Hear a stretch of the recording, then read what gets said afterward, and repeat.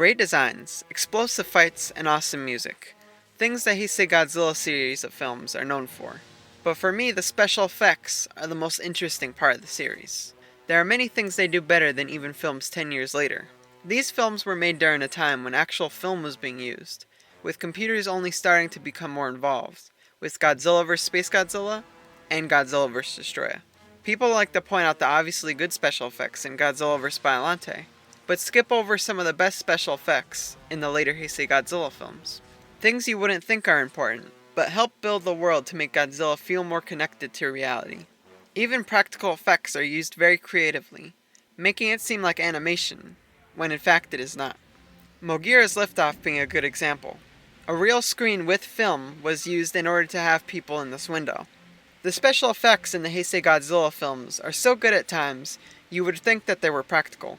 Like the scenes with Mothra's egg, this mountain background, this helicopter, satellite, and whatever this building is in the background. All of these are edited. The helicopter scenes are easier to tell when adjusting the brightness, and others I just guessed by the way they looked. Certain Godzilla city scenes are perfectly done in the Heisei Godzilla series. Most, if not all, are much better than the early Millennium Godzilla films, and having poorly edited scenes, with Godzilla's color not matching the real footage properly, and overall having a green screen look to it all. Of course the Heisei Era had some bad edits, like Mechagodzilla's flying scene, or the multiple Rodan flying scenes. But I could think of some worse special effects, done just 2 years after this film. Godzilla vs. Space Godzilla had so many great special effects, that they cut most of it, despite some of them looking as good, or better than the early Millennium Godzilla edits. Godzilla's atomic breath, as I talked in my discussion about Heisei Godzilla previously, has 3 colors in it: white, light blue, and darker blue. This blend of colors is not only used in Godzilla's atomic breath, but done in other monsters' lasers or electricity, and with a wide variety of colors, such as Rodan's atomic breath, which has an unusual mix of colors, the inside being white, the next layer being pink, and the outer layer being purple, with an electric band that wraps around it that's a mix of yellow and orange. Weirdly enough, all these colors still fit together somehow. Mechagodzilla's lasers are mostly standard, but his mouth laser is very mysterious to me. I have no clue how they did any of it. The colors changing multiple times in a second, and there being bright lights that I can't tell if they are animated, and wouldn't know how they were done practically. Godzilla's atomic breath is better than ever in Godzilla vs. Mechagodzilla 2, matching the movement of his head turns, and actually looking like it's flowing out of him, which is why the beam clash is one of my favorite Heisei Godzilla scenes. Mechagodzilla's plasma cannon animation is very clever. Instead of the sharp lasers Mechagodzilla uses, this one's blurry, bright, and sends an electric shock through Godzilla's body when it hits him. The scene with Mechagodzilla shocking Godzilla uses a mix of real sparks as well as animated sparks, something they would use in later films. Rodan's meltdown is interesting, because it was going to be different, but was changed in the final version, where it kind of looks like he has a rash or something, but with the original, what I would describe it as more as being bubbles of energy converting over to Godzilla. Although I like the final version, the original version looks very interesting to me. Godzilla's red spiral heat ray shines bright with the yellow center, orange for the next layer, and a sharp red color for the outside layer. Now, a long time ago I noticed something when watching this scene. Something about Heisei Godzilla's atomic breath that no other Godzilla I know of has. Heisei Godzilla shoots a small amount of atomic breath out of his mouth, right before he shoots it out full force. But his atomic breath is so fast it's hard to tell. This can also be seen in multiple films of the series. Easily the best special effects in the Heisei Godzilla series is Godzilla vs. Space Godzilla. Although the atomic breath looks a little flat at times, everything else is perfect in both daytime and nighttime scenes. This was when they first started using computers in their editing, and the quality shows. Godzilla's ocean scene is perfection, blending the suit and water with real footage perfectly. And not just this scene, there are others as well, both using the same techniques, and created an incredible scene that looks nothing like the original footage. Space Godzilla's electricity effects are all good, but the best is the green gravity lasers. They are a bit see-through and blurry, but they look incredibly realistic in every scene that they're in. But despite the green lasers being the most realistic, Space Godzilla's main laser is one that intrigues me the most. It only has 2 colors, yellow and orange. At times it's sporadic, and other times it moves around mid-air, similar to the laser of the Superman villain, Darkseid. Its movement is well animated, aiming for multiple things, like Godzilla's back, or completely wrapping around Godzilla to hit him in the front. It's one of the most creative lasers in the Godzilla franchise. Some of Godzilla's island scenes are very good, as well as the city scenes being very well edited, and looking pretty realistic, using the same technique of overlaying real footage on top of Godzilla.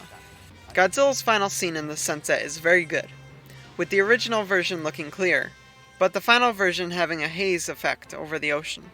Godzilla vs. Destroyah is a hidden goldmine of special effects, mostly because most versions of the film desaturate everything so that Godzilla looks like a salmon color instead of the volcanic color he's supposed to have, which is why I like the Japanese Blu-ray version the best. Godzilla's explosive journey to Hong Kong is a good example. His atomic breath here looks amazing, with there being 4 colors instead of the normal 3. Those being white, light yellow, orangish yellow, and red, as well as there being a purple reaction at times when his atomic breath hits something.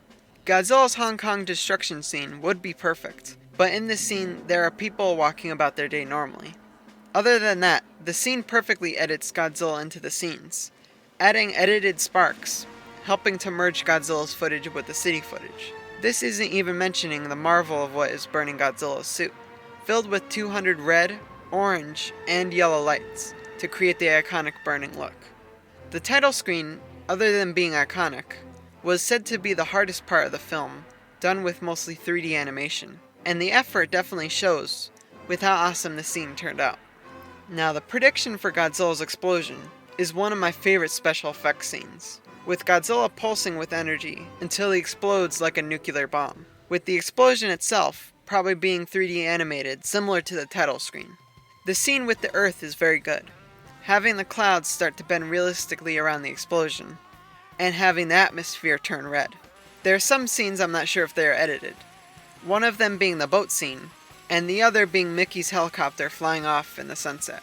The scene in the aquarium with the fish melting is a perfect blend of practical and special effects, having electricity match where the skin is ripping apart, ultimately leaving the bones to drop to the sand. Destroyah's laser is the most unique of the Heisei Godzilla series. It breaks all the rules that every other laser uses. It's made up of thin white lines if you look really close, with another white layer that blurs everything, and with Destroyah's laser having these weird orange thin lines that shows up a lot when he hits something. Something else to mention is that whenever there is a flash of light, all of the animation matches that lighting, and sometimes even the flash of light is animated.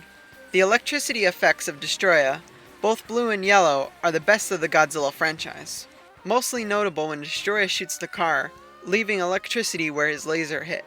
But the fact they actually melted Destroyah's suit really shows the dedication, since I don't recall another Godzilla film purposely setting their suit on fire until it melts.